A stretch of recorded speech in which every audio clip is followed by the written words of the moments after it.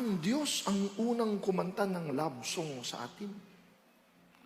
In fact, bago mo pa siya mahalin, una kang minahal ng Diyos. Uy, sa 1 John 4:19 yan eh. Before you loved Him, He loved you already. Siya ang unang nanuyo sa'yo. Siya ang unang nangligaw sa'yo.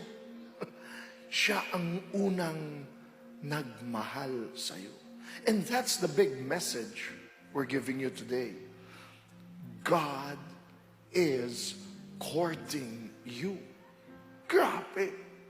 Nililigawan ka ng Diyos. Isipin ko, isa sa mga BTS nang ligaw sa'yo. Aba, di ba? Yes ka agad, di ba? Kung isipin mo, halimbawa, si Catriona Gray, di ba?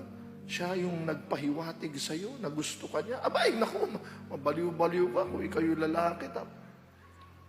Pero walang sinabi yung BTS o sinong pinakamaganda o gwapo. Si Lord, nagpo-propose sa'yo, nang liligaw sa'yo. Naku, wag na tayong pakipot.